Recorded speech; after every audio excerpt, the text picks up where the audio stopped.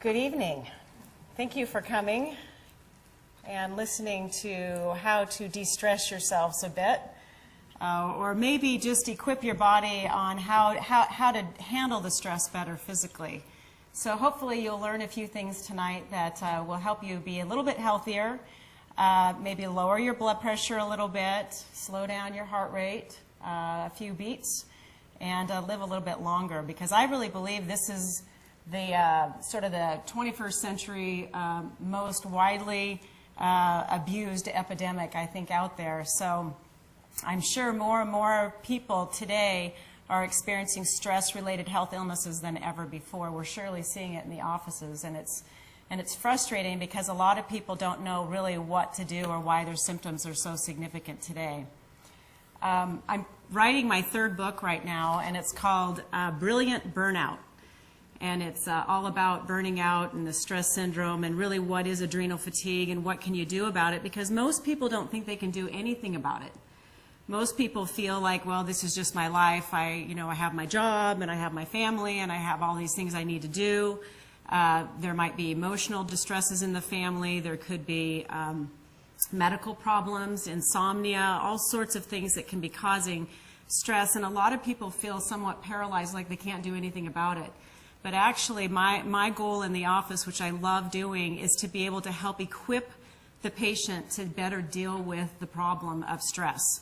And that it doesn't necessarily entail quitting your job or leaving your family, whatever it might be, because some things you're just sort of stuck with, right? You just have to deal with it. But the way that our body handles the stress is something that we can change. So let me find my little pointer here. So here's some simple questions that we can ask ourselves just to determine if we're in the right lecture tonight. If you can relate to some of these statements, I think that maybe this is the lecture for you this evening. I think that at times, I've always told people that my best friend is stress. I like to live on the edge. Obviously, I like to be busy. I think I like this topic so much because I really have lived it, and I've tried to figure out how to stay as busy as possible and help people as much as possible. But sometimes I find that even myself experience some of these problems. So I'm sure I've said all of these statements at some point in my life, maybe even this week, I think. This is I like to include this in my stress lectures. This was the front cover of Time magazine in 1983, which I think is hilarious because if you compare today with 1983, it's so different today. The amount of stressors that we have in our life with just the media and just all of the information that comes into our brain in one day is so different than 1983. And I think that that's part of the problem. Is I'm not really sure as humans we're really wired to be able to withstand that much input into our brain and our bodies every day. The whole world is different and changed. But even in 1983, we thought stress was at an all-time high. Here are some staggering stress stats. 75% of us experience significant stress every 2 weeks. I would say that this is probably much higher than this and probably much more frequent than this. 73% of Americans list money as the #1 cause of stress, of course. Teenagers, the fastest growing group for stress and depression, and those two do go hand in hand. 121 million Americans suffer from depression that is linked to stress, probably many more than that. Twice as many women suffer from anxiety and depression than men, mostly related to stress. And I'll talk about the differences between men and women and how they perceive and handle stress a little later. 19 million Americans have anxiety disorder linked to stress. 3 out of 5 doctor visits are related to stress. And 43% of all American adults have physical signs of stress. That's a lot. I think that there's probably more than that, but unfortunately the medical community, this is one of the last things that the medical community really addresses in the office. And if they do address that there's stress, like if a patient were to come in and say, I just feel so stressed and so anxious and I don't know what to do, we typically treat it with a medication. And the medications do not help your body handle the stress at all. The medications will help the symptoms and help you cope, maybe, but they don't change how your body handles the stress physically. This is what I want to address this evening, is what the adrenals are, the stress glands, because we're starting to hear more and more about cortisol and the stress rhythms and how important it is to have the right rhythm of cortisol and what these little glands do that sit on top of the kidneys.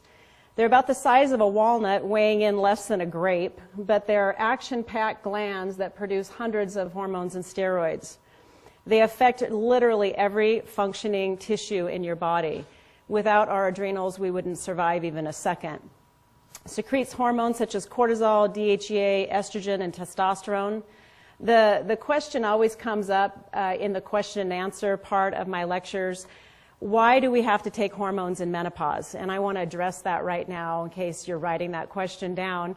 Or why do men need to take hormones when they get into what we call andropause, which is male menopause, the cessation of testosterone with age for men? That question comes up, you know, why do we have to take hormones, or why do we need to consider taking hormones?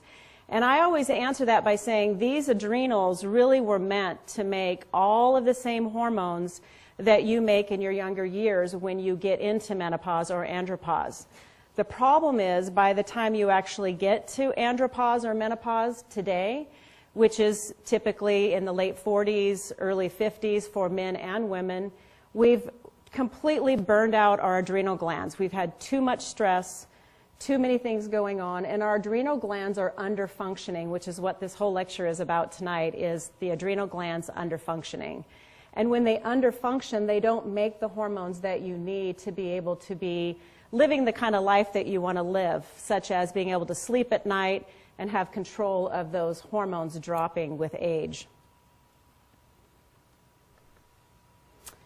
So here is just a brief synopsis. This is much more complicated than this. But the main purpose of the adrenals is to enable the body to deal with stress. And a lot of people say, why do I need cortisol? What are my adrenals doing? Why is it important? So just imagine if you were having to run from a tiger, there would have to be something that would be from the brain to the adrenals, something that would have to be triggered to tell you to run faster than you've ever run. That's the action of the adrenals, is to equip your body. It affects your gut, it affects your blood pressure, it affects your heart rate, it affects every area of your body to equip you to handle stress. I read this study once, years and years ago, that I thought was so interesting, that looked at the bursts of cortisol, which is a stress hormone, throughout the day. And they estimated that in the late 1800s that the average burst of cortisol occurred about every 2 weeks. And a burst of cortisol would be something that maybe could happen when you're trying to run from a tiger, or you're in a stressful event that required you to act fast. They estimate today that the average person has bursts of cortisol over 25 times per day. So that should explain the differences in how we are functioning today versus the late 1800s. It is through the action of the adrenal hormones that your body is able to escape or fight or flight. You've heard of fight or flight, probably most of you. That is the action of the adrenals. Today, the adrenal function is on overdrive constantly, producing the necessary hormones and chemicals to help you deal with the never-ending business transactions, the hurriedness that we experience, the lack of sleep, which sets off the adrenals, the poor diet, the emotional crisis, or whatever we might be dealing with. If your adrenals are functioning low, as in adrenal fatigue, your body can't respond or adapt appropriately to the stress. So what happens is you overreact to stress, or maybe your heart starts racing, or you get extremely tired. People who have adrenal fatigue typically will say, I can't handle what I used to be able to handle. I can't exercise like I used to be able to exercise. When I have an emotional distress with my sister or my mother-in-law or whoever it might be, I just go straight down. I have to go to bed. I feel terrible. So these are some of the reactions of adrenal fatigue.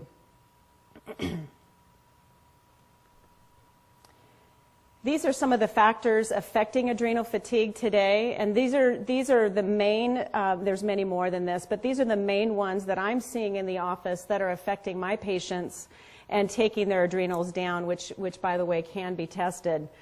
Financial pressures, environmental toxins, emotional upset and trauma. Fear is a big one, which of course we're just laced with today. Fear of what's going to happen tomorrow, fear of what happened yesterday that we have to deal with. Negative attitudes, we know that bitterness and negativity is one of the top problems with adrenal fatigue. Most adrenal fatigue experts feel that emotional problems or emotional crisis, especially negativity and anger, is the thing that takes the adrenals down most quickly. Lack of relaxation, I always like to talk to my patients about, do they have 10 minutes a day that they can just sit in a chair or in their car or wherever they might be at home on the couch where they don't have anything else coming into their brain at all, where it's just silent for 10 minutes a day. And most of my patients laugh hysterically at me because they say, no, I don't have 10 minutes. And that's really a problem because it's those 10 minutes that has been scientifically shown to lower cortisol levels and to really help your body adapt. So people who have lack of relaxation will often end up getting adrenal fatigue symptoms. Going long periods of time without eating, I'm going to talk about the diet in just a couple of minutes, because certainly going long periods of time without eating or developing what we call hypoglycemia or low glucose levels, low blood sugar levels, can also set the adrenals off and cause them to be fatigued over time. So here are some of the symptoms of today's stress syndrome, or what could be the beginnings of adrenal fatigue. Of course, fatigue, but most of my patients call this exhaustion. They just feel exhausted, especially either when they wake up in the morning or in the afternoon when they feel like they're hitting the wall. Irritability and depression, they're very snappy. They have a tendency to overreact to stress. They have a tendency to say a whole bunch of things that they don't really want to say to their family, the people that are closest to them. Increased belly fat, this is a big problem. I'm going to get into the stress rhythms in just a minute. But increased belly fat is often tied to too much cortisol being produced when you're trying to sleep. Heart racing, overreacting to stressful situations, memory and concentration problems. Have you ever been in a situation in which you were called to make an answer quickly and you're just completely jammed up in the head, like you can't think? This is what happens cognitively. We've seen this with high cortisol or low cortisol. We've seen this not only clinically, but this has been tested out scientifically, that the brain just goes into shutdown. And it's no wonder why people today have so many memory issues and concentration issues, especially word finding. Allergies. When the adrenals are compromised, you become sensitive to everything, which would explain why people say, I can't even take a multivitamin without having a reaction to it. My gut hurts, my heart races, I know I should take thyroid medication, but I can't because I'm overreacting to it. So the problem is that your immunity is compromised and your body becomes very sensitive to any change. Chronic pain is a big problem with adrenal fatigue. We know that when cortisol levels are low, the body becomes more inflamed, and thus you have more body pain. I've experienced this personally and deal with this a lot with a very long history of back pain. And I can always tell, and my staff always knows too, when I'm right at the edge with stress because my back is always at its worst. So we know that there's a very strong correlation between high stress, adrenal fatigue, and chronic pain. We also know that alcohol intolerance is a problem. There's people that say, I can't even have a glass of wine without feeling very sick. They become intoxicated very easily, or they almost feel like they're having an allergic reaction to alcohol. All of these things are related to adrenal fatigue, or adrenal hypofunction is another name for it. So these are the ways that we look at treating adrenal fatigue in the office. Now, we can treat adrenal fatigue at any age. Unfortunately, we're seeing teenagers experiencing really significant stressors and really significant symptoms of stress. We know now through research that if a woman, while she is pregnant, has adrenal fatigue, she passes it on to the fetus. So this all happens in utero, that the fetus will actually be born with suboptimal cortisol levels or very high cortisol levels. This is devastating because those children go on to have learning problems, they have hyperactivity problems, they have allergy problems. So we're really this is a whole field that's emerging very quickly because we're looking at how important it is to have a woman when she's pregnant be in a better state of health and relaxation, which is often not the case today because more and more women are working and juggling way too many things when they're pregnant. So we look at the sleep patterns, which are vital for adrenal fatigue and may actually be one of the most important things in getting people to recover from stress, and again, at any age. Diet is very important too. We try to make sure that the blood sugar stays stable throughout the day. We look at all of the stressors in their life and how maybe they can start eliminating them, getting their body to move during the week, but not too much, because that can actually be a problem, which I'm going to talk about. Supporting their neurobrain chemicals, and looking at all the hormone levels, not just the adrenal levels, but the ovarian or testicular hormones, and also the thyroid, because there's a very strong correlation between low adrenal functioning and low thyroid. And then, of course, supplementing where they need it. So let's talk about sleep first. If you're under stress, you actually need to err on the side of more sleep, not less sleep. So I am definitely a sleep junkie. If I do not get my sleep, I know that I can't function well the next day. My brain doesn't work. I don't have the patience that I need to have. So 8 to 10 hours is really the amount of sleep that you need to be getting no matter what. But if you're under stress, you actually need more sleep.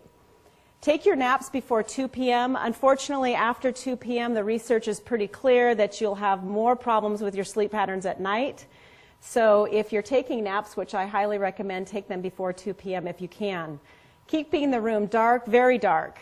And this gets worse with adrenal fatigue. So if you have this adrenal hypofunction or stress syndrome, you need to have the room pitch black. And I'm talking about even the little red lit up numbers on your alarm clock need to be covered up. Wearing an eye mask is really important for many people because unfortunately you have a tendency to sleep a little bit you have a tendency to not sleep as deep as you should with adrenal fatigue, and anything will wake you up, and as soon as you're awake, your mind's going. So this is what we're trying to avoid, is we're trying to avoid the light sleeping. Stop working on your computer. I think it's better to do it a couple of hours because the brightness that comes off your computer, and of course anything that you're reading on your computer, will stimulate your brain as if it's time to wake up. And the brightness off the computer and also the content are problematic for you if you are not able to sleep well. Get your body ready for bed. I always say it's just like our children, you know, the way that we used to treat them. We'd rub their back and we'd tell them a story, we'd dim the lights, we would talk quietly, you know, just the whole getting them ready. I don't know why we actually lose that with time, because that's exactly how we equip our body to go to sleep. Putting lavender on your pillow, drinking chamomile tea, you know, all of those things that help you get ready mentally to go to sleep. Exercising during the day, it's a big problem for some people who exercise at night, and sometimes that's the only time you can exercise.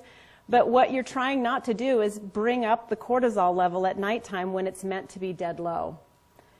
No caffeine after noon. Now this gets worse with age. Your caffeine has a tendency to last about 6 to 7 hours in your system.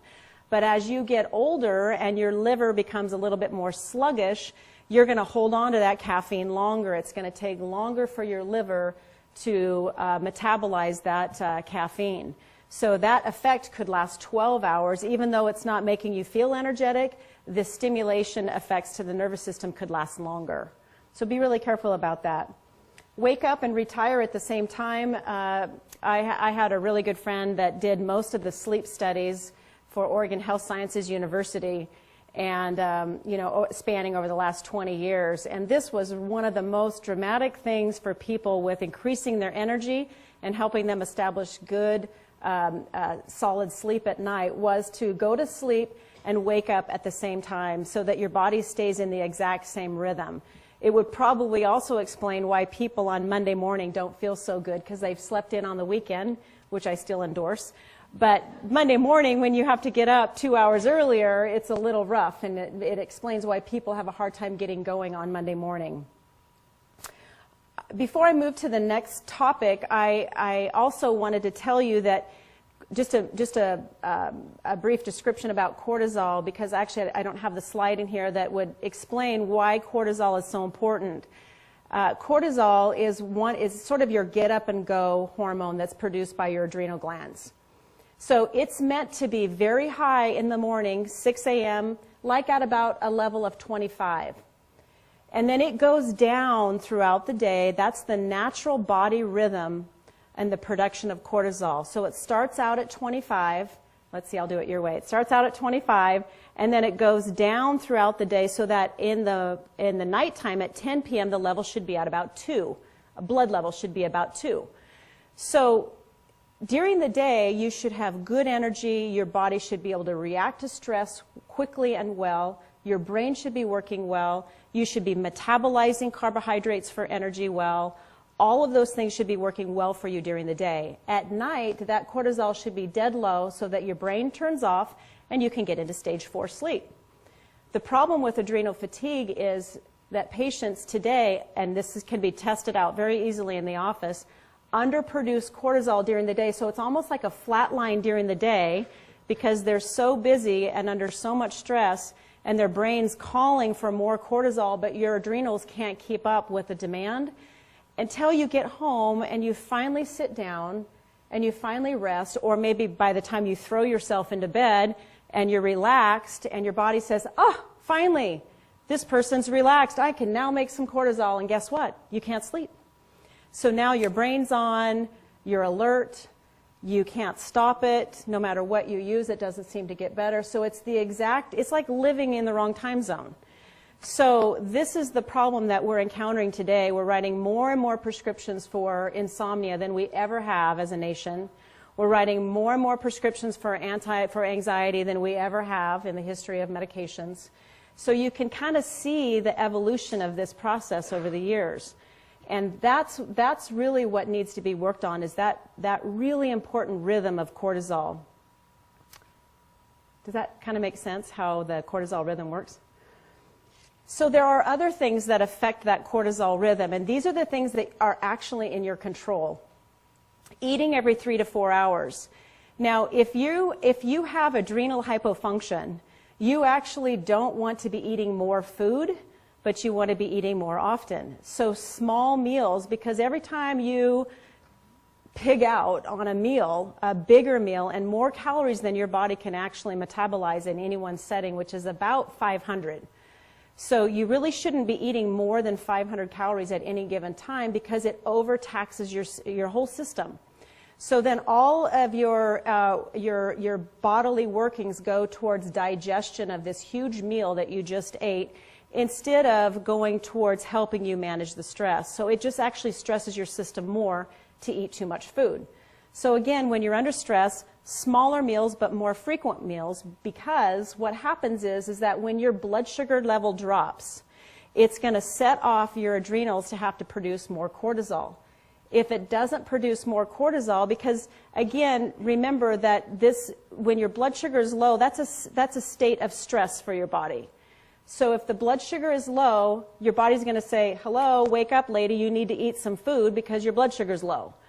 Unfortunately, your brain doesn't scream broccoli, it screams chocolate. So when the blood sugar goes down, you have a tendency to have the demand for more cortisol. Well, if you're in adrenal fatigue or adrenal hypofunction, you're not going to be able to produce enough cortisol, and that puts you into a state of almost panic. So that's why people are overreacting almost to this eating, and they're going for these sugars and these bread foods all the time because they're really quick sugars and they work. They raise your blood sugar instantly, but the problem is it just puts you in this vicious cycle of your blood sugar going up and down and making your syndrome even worse. Eating colorful foods, we obviously know that eating a lot of veggies is very important because they're high fiber. They actually take your blood sugar and they pull it out longer and allow you to get from one meal to the next. Also give you a nice sensation of fullness. Sugar is the problem.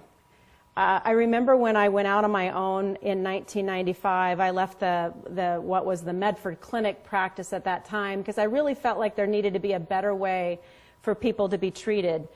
And I knew it wasn't going to be accomplished in this large multi-specialty medical group that I was with at the time. And I remember my doctor friends telling me, Nisha, you're crazy, you should not do this because, you know, it's not where medicine's going. And I said, no, I think it is where medicine is going because people are going to need some more answers to their healthcare problems as they get older. And one of the biggest things that I did when I left was really focus on nutrition and focus on, and this was in 1995, I wanted to focus on teaching people how to get sugar out of their diet and to eat more lean proteins and colorful foods, high fiber, but get the starch and the sugar, the quick processed foods out of their diet.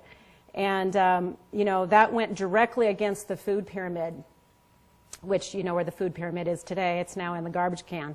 So it's really not a good thing for you to eat sugar. And unfortunately, it's so difficult to live here in America and not be exposed to it literally everywhere you turn. It's also coupled by the fact that sugar helps you feel not depressed. Sugar and flour, starch, chips, whatever it might be, they raise serotonin, which is the brain chemical to help you feel not depressed and also not anxious. So it actually works. It's a drug that works. The problem is it doesn't work for very long, and some people not long at all, 5 or 10 minutes. And then you have to have something else sweet to be able to bring it back up. So it's really the problem, and it's very habitual. They say that the habit forming of sugar is almost identical to the addiction of alcohol to alcoholics. So but people don't treat it like that. They don't address it that way in the medical office, and people don't give it that much credit. It's very socially acceptable to eat sugar and sugary drinks all the time. Unfortunately, it is like napalm, and it is very destructive from an adrenal standpoint. I've always done this thing, or I've tried to do this thing pretty religiously, and I think that this has helped me cope with a lot on my plate over the years. And that is, I've really tried Monday through Friday night to not have any sugar or bread. And of course, there's always those times when you do, because you just do. But Monday through Friday, that allows me to function at a really high level in the office. My brain works well for me. I have much better energy. I have less body pain. And it is amazing how that has served me well over the years. And on the weekends, I do whatever I want. And I like that because it allows me to still enjoy. I love chocolate. I love wine. And I want to be able to have those foods because I don't think that it's realistic to think you're never going to have those things. So if you can set up something where 75% of your week you're dead on, you're eating well, you're eating clean, and maybe 25% of your week you're doing whatever you want, you will be so far ahead of the game. And what will happen too is that you realize you feel so much better during the week that you don't go totally crazy on the weekends. So that will kind of work in your favor. Changing the way your body deals with stress. This is another thing we actually have in our ability to change, and that is breathing. And you know, it sounds so elementary, it sounds so basic, but breathing is absolutely vital for calming the nervous system. So when we're talking about the adrenals, we're really also talking about the nervous system. And I think breathing is one of the things we actually don't do on a regular basis. We breath hold, especially when we're under stress, or when we're driving, we're not really breathing. We're breathing very shallow, but not getting enough oxygen. No wonder we can't think. So this is one of the easiest things that you can do, but you have to start telling yourself to do it. And there might have to be little triggers or cues by which it reminds you to take deep cleansing breaths. I feel like the exhalation on the breathing is much more important than the inhalation. So I try to tell my patients that when they exhale, that they should try to exhale out 2 more counts than they inhaled, and getting all of that breath out. Closing your eyes and resting your mind for 10 minutes a day, no stimuli coming in. You cannot be quiet and answering emails, and definitely not watch the TV, especially if it's anything related to the news. If the stress is escalating, this is key for people who are working. Leave the office and go for a 10-minute walk. That is really important before you blow, because we end up saying things we don't want to say. We end up getting extremely fatigued. We'll get headaches. We'll get sugar cravings. All of this stuff is related to stress. So just taking a little time out is very important, and 3 p.m. seems to be that time for a lot of people that they need it. Managing negative input. For women, I think this is more important. Men naturally do this on their own. I have to say men have a tendency to have it together a little bit more in the area of stress, because they just don't overly internalize things as much as women. They don't kind of keep recycling the same thing all the time. And I've learned a lot from my husband in this way, because he is the exact opposite of me, thank goodness. And I've learned a lot where they just kind of like let it slide off of them so much easier than women most of the time. So I think it's important to actually take all of the people that you come in contact with, and this has been really hard for me over the years, although now that I'm almost 50 in a few months, I do this much easier now because it's just not worth it not to do it. And that is to take everybody that is sort of your personal contacts. That would include family members, co-workers, friends, and put them into these 3 categories, which would be the energizers, people that when you're with them, you feel great. When you leave their presence, you feel up. You feel like taking care of yourself better, you're positive, the rest of the day goes great. They absolutely just infuse you with energy and you feel awesome. Those are energizers. There's not enough of those in the world, by the way. And then there's the neutral people who, when you're with them, you feel about the same. It's not really great and it's not bad, just they're kind of neutrals. Then there's the drainers. Unfortunately, this is a large number of people, especially today. So these are the people that when you're with them, after you leave, you feel like you need a drink, you need to go to bed, or get on medication or something. They absolutely drain you for everything you have. And there are so many people like this today that we keep subjecting ourselves to. And they never really get better because they have chosen a different path for themselves.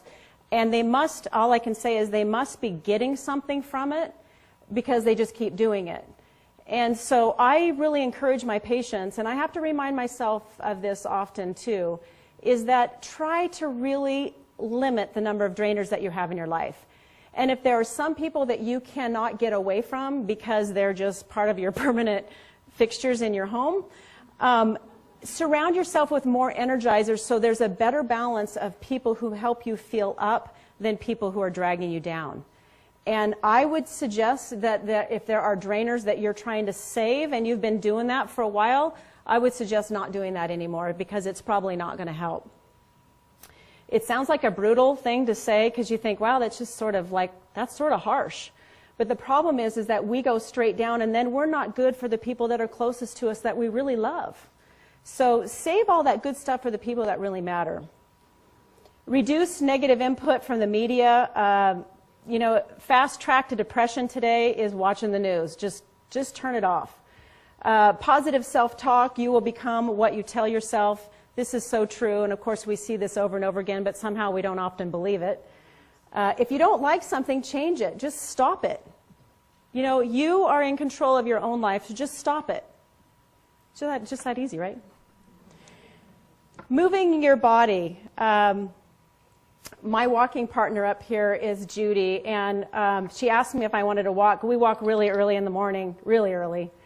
And I don't know what I would do if I couldn't exercise. I think I'm often on my knees praying, dear Lord, please do not let anything happen to my body to the point that I can't exercise. Because I think that this is the thing that keeps everything in balance.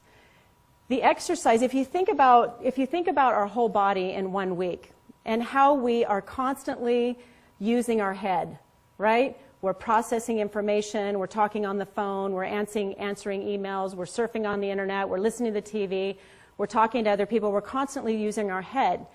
And how much of that is really offset with movement of our body? Because our body was really designed to be in perfect balance with our brain.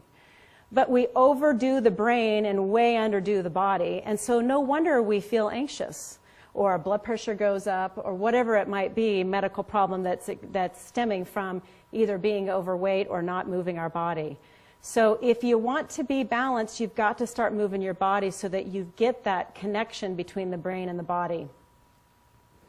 There's just no other way around it. It's still the #1 treatment for depression is exercise, and it's the most effective.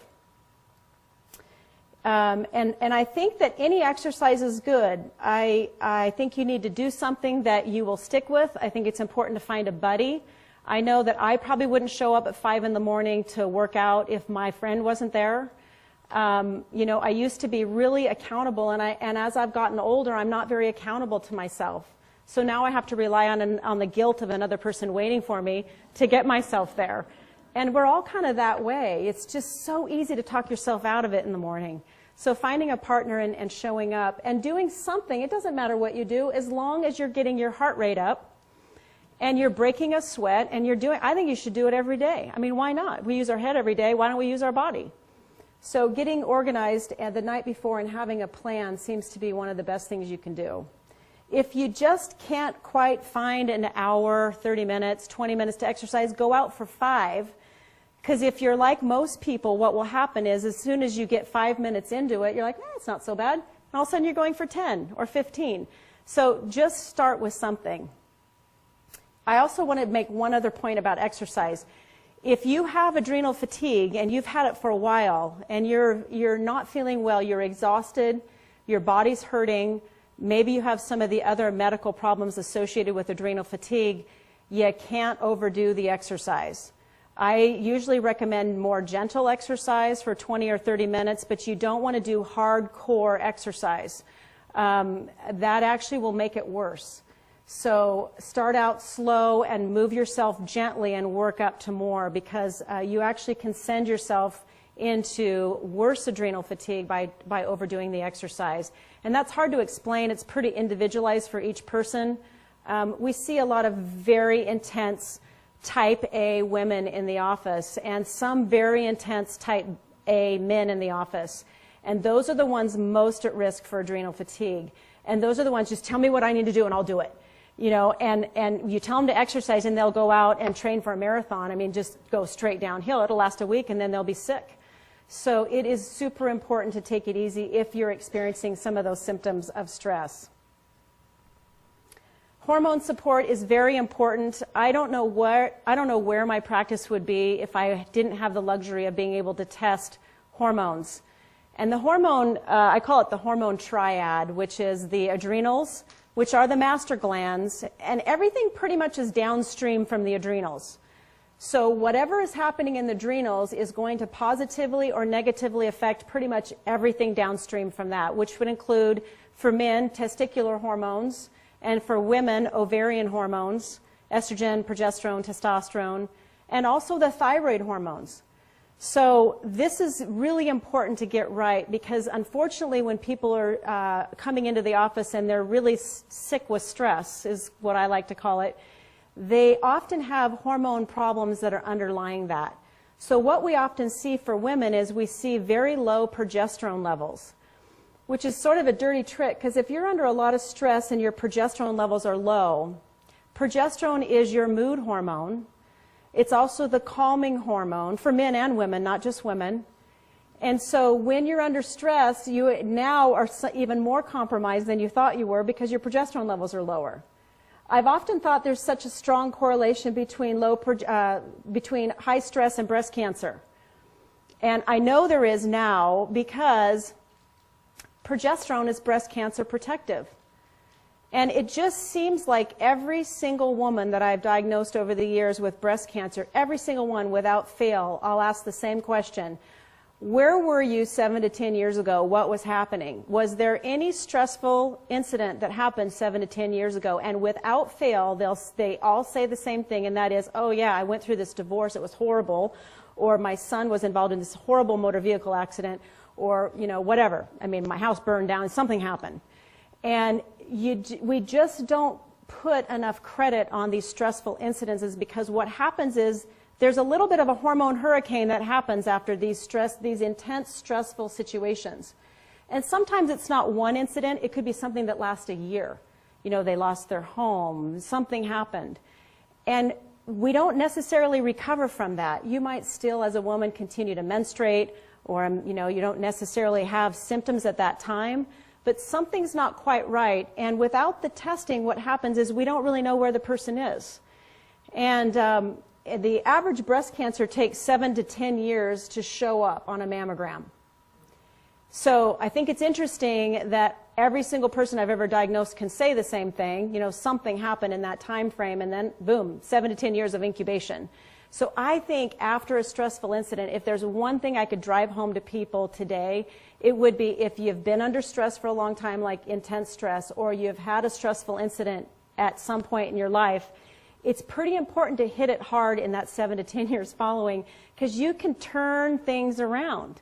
And this is one of the ways we do it, is looking at the hormone levels. For men, we optimize their testosterone and progesterone levels in the office. We're seeing 30-year-old men now coming in with terribly low testosterone levels, but of course it's very tightly correlated with low cortisol levels. The progesterone also leads to depression, but instead of treating the low progesterone, we give antidepressants. It's also closely correlated for women with irregular periods. We like to do hysterectomies for that. For men, low testosterone leads to chronic fatigue. It increases the weight gain. It sharply increases the depression and the anxiety and the grumpiness. It causes memory and concentration problems when the testosterone goes down. The connection there, just so you kind of know from a physiological standpoint, hormone production standpoint, when your cortisol level is too high or your cortisol level is too low, as a man, what it does is the body will do whatever it takes to manufacture cortisol. And one of the ways it manufactures cortisol, if you can't make enough, as a man, it will rob from testosterone to do it. So your body is really smart. It'll do whatever it has to do to survive. And if it means robbing testosterone in order to manufacture cortisol, that's the path it will take. It will also suppress DHEA levels, which is directly related to lowered immune system. So I know your head's probably spinning right now, like, what is she going to tell me next? But all I'm saying is this is all part of this hormone cascade that's sort of happening behind the scenes when we're either A, not being tested, or B, staying in the stress. So all hormones can be tested at any age. If anyone ever tells you that they can't be tested, please do not believe them. We've been testing hormones for over 60 years. Every clinical research trial that has ever been done on any hormone uses hormone testing to guide the trial. This is not something that is woo-woo or way out there. These tests have been available. These clinical serum tests have been on the market forever. And it's very important to look at the hormone levels. I like to test as early as possible because we can head off so many problems if we know where a person is at. Increased stress hormones lead to imbalances in both male and female hormones, causing depression, weight gain, irritability, and brain fog. I think it's so much better to balance those hormones rather than treating with more and more prescriptions. So one of the ways that we actually treat the cortisol rhythm is to get patients on a better track as far as their cortisol production. We want the cortisol to be up during the day, and we want it to be dead low at night. So we actually want to correct the rhythm. There's two different ways that we can test cortisol. One is through the blood, so we can actually do a single sample of cortisol and identify. I like to do the samples when the person's feeling at their worst. So if they're very fatigued in the afternoon, I like doing an afternoon cortisol level. Or if they're waking up feeling really poor in the morning, I like doing a morning blood cortisol level. Unfortunately, we're not testing people at 2 in the morning when they're waking up and reading what's going on. But there is another test that could be done, and occasionally we do this in the office. Most of the time I can find the problem doing blood levels. But there's another test that's a saliva test. And the advantage of saliva is that you can actually test it through it's almost a 24-hour test in the morning, You test around noon, you test again at 5 o'clock, and then you test again at midnight. And they're little saliva samples that are sent to a lab. We use a lab up in Seattle, and it's very helpful to see what the rhythm of cortisol is. I think what would be even better is if we could do one at 3 in the morning, but just the process of waking up would send your cortisol up, and it would be a false positive test, so it wouldn't be very helpful. But looking at that rhythm and knowing where the problem is helps us better treat the problem. So the supplement that we use, the combination supplement that we use to get people back on track, is we use this AM stress supplement, which is a combination of botanicals that helps the adrenals function at a higher level. It either increases the cortisol or decreases the cortisol depending on what the need is at that particular time. Low cortisol is always a result of having too much cortisol for too long. So this would explain why adrenaline junkies burn out. So it would also explain why people say, I can't do what I used to do. I can't keep up. My strength isn't as good. My stamina is not there. And they used to just be able to do it all. Especially multitaskers are the ones that suffer the most from this. So we actually want the cortisol to come up during the day if it's low, and we want it to be blunted if it's too high. Often it's too high when people are feeling really wound up, anxious, heart's racing. This often means that it's too high. So the Stress AM supplement that we use in the office and is available at Black Oak will help your adrenals function at a higher level through the use of adaptogens. And adaptogens, again, are botanicals, herbs, and supplements that help the functioning of that particular gland. They help it adapt to the situation. I also, by the way, love to use this supplement for people that have attention problems because it's very effective to get people to focus. And that is one of the problems that we have with adrenal fatigue, is somewhat of a brain scramble where you're really not focusing very well. This is the supplement that we use at night. It's the only supplement in the entire world that has been shown to blunt cortisol and be very safe for you.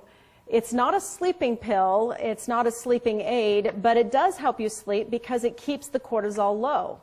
So initially the way we use it is we have people take 2 of them at bedtime, and then if they wake up at 1, 2, 3 a.m., we have them take it again, because we want the cortisol to stay low until they wake up in the morning. So again, it's not a sleeping pill where you feel drugged in the morning, but rather it blunts that cortisol.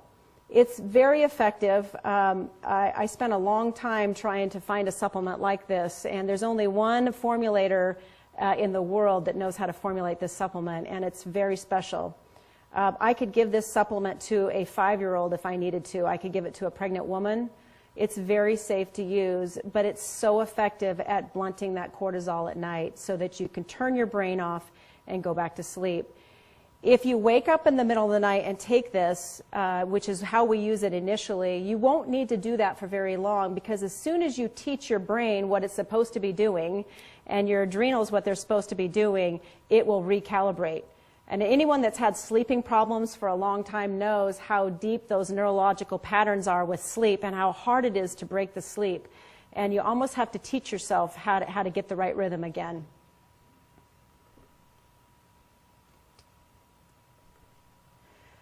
So putting it all together, the things that we have in our control, in our toolbox, would include quality of sleep, sleeping longer, sleeping deeper, adjusting our naps, and also trying to get up at the same time each day, retire at the same time each day, changing our diet so that we're eating more often but less calories, less food, and less sugar. So we're surviving on fruits, not as many fruits as vegetables, and lean proteins, nuts and seeds. By the way, people who have adrenal fatigue or adrenal hypofunction have a tendency to really crave fat. I don't know how many people in this room like peanut butter or nuts. They'll often go for fat foods because the fat foods actually help calm the adrenal system. So if you've ever wondered why you're addicted to peanut butter like me, that's why. Your body craves that calming sensation of fat. So I think nuts and seeds is very important. So I often say this thing, and I have for years: eat foods from the ground, foods that walk around, nuts and seeds, and fruits from the sea. And staying in the perimeter of the grocery store and just forgetting the aisles, because most of the junk is in the aisles anyway. Stress control, eliminating people who are dragging you down. If there is something that you're doing that you do not have a good reason for doing it, I would suggest that you eliminate it off your schedule or out of your life. And that needs to be reevaluated every once in a while. I hear the most lame excuses in the office from women, not so much from men, but from women saying, I just have to be the director of my whatever. Really? You have to be. You have to be at the cost of feeling poor. I think it's so important to revisit and ask yourself, you have to answer the question, here are the 10 things that I'm committed to doing. Why are they important? And if you have to have a really good reason for it. And if you're going to add one more thing to your schedule, something else has to come off. So there's a substitution that has to take place. You want to add this new activity, something else needs to go, especially if you're already experiencing the negative effects of stress. Mood support, I didn't touch on mood support too much, but one of the things that seems to be particularly important for people who have adrenal hypofunction is supporting all of the neurobrain chemicals. And there's some excellent supplements that are amino acid based that seem to work very well for supporting those neurobrain chemicals, because what happens again is we start craving the sugar because we're trying to raise the serotonin to feel less anxious or depressed. So instead of doing that, actually supplementing with something that brings up those neurobrain chemicals and fixing the underlying problem rather than using bad food would serve you so much better. Hormone support, obviously testing and balancing. There's so many different options in the area of hormone support. We don't always have to use hormones. There are many other things that we can use. Homeopathics and naturopathic medicine is very effective in these areas. And then also looking at supplements.